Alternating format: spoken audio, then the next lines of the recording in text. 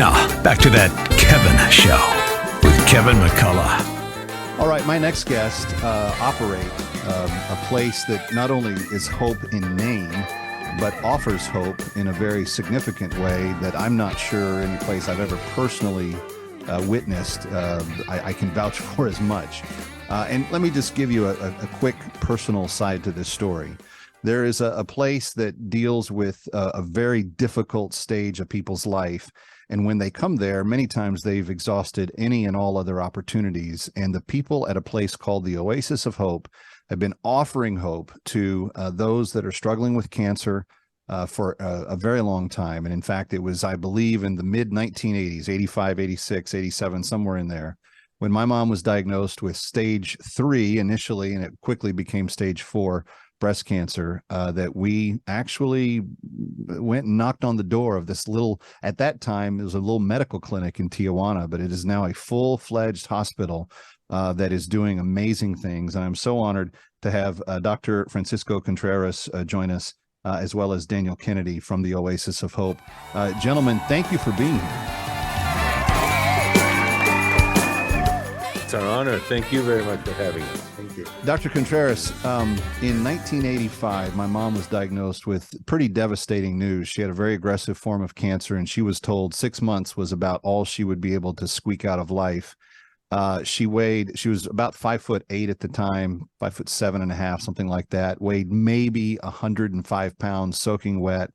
And she did not think that chemotherapy or radiation or any of the things that she was looking at in terms of what her medical experts had told her she would need to do, that she would even survive those treatments, much less heal from the cancer. And she went on a radical journey, trying to find nutrition, trying to find anything that would bolster her little body. She suffered with low blood sugar and some other kind of contributing underlying factors.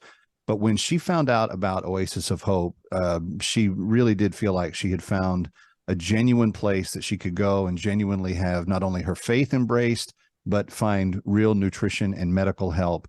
What has made Oasis of Hope so unique in terms of what it does in the world of oncology? I believe that it's, what my father started was taking care of the whole person. In medicine, we become mechanics of the human body, and we forget that patients have emotional and spiritual needs. My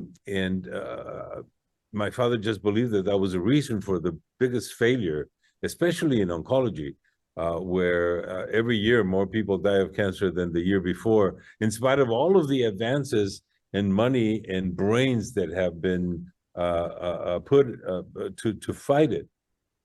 And the second part, I believe, is that we have this integrative approach where not only do we have to fight the cancer with all the conventional whenever that is helpful, but we have a tremendous amount of alternative methods that can be very helpful for the patients. You mentioned diet, and diet is a big part of our therapy. And so whenever we can, we will combine those. But I believe that the most powerful is that we, as you mentioned before, we give hope to the patients, because while there's life, there's hope. In telling a patient you can go home and die because you have cancer and there's nothing else to be done, it's false. There's always something that you can do for the patients. And what was the vision of your father in founding the Oasis? Basically, the vision of my father was to provide them with spiritual support by accepting Jesus as your savior, because even though it's important to provide patients with more life and quality, there's nothing that beats spending your eternity in heaven. That was the vision, and that continues to be the vision of the Oasis. And that can bring a certain degree of even wellness to the person that is seeking, a solution. There is a piece of the human that has a spiritual longing, that is looking for a spiritual answer. Definitely.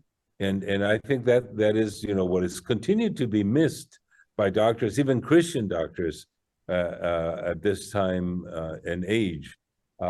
And I truly believe that one of the reasons why our success rates are so much better than just about any other oncological center in the world is because of miracles.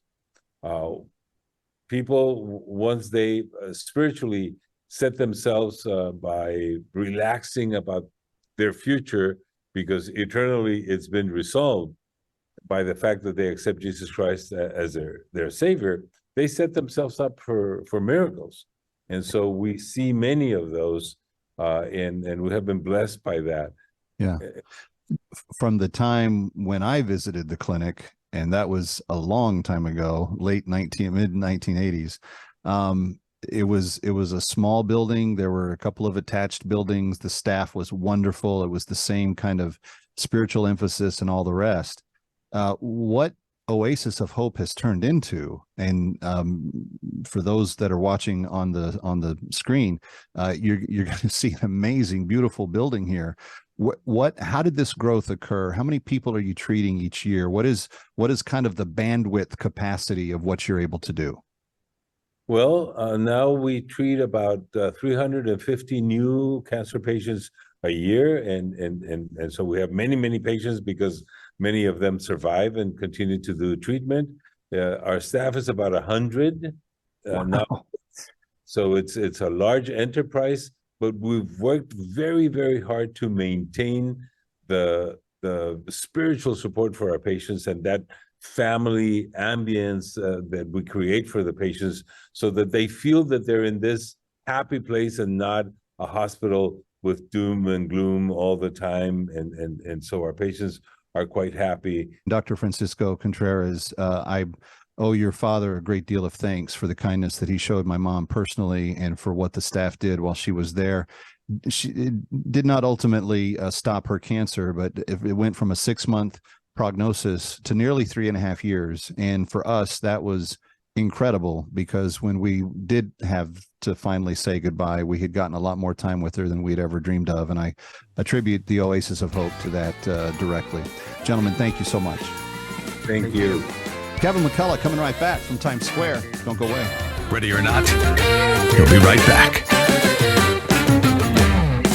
That Kevin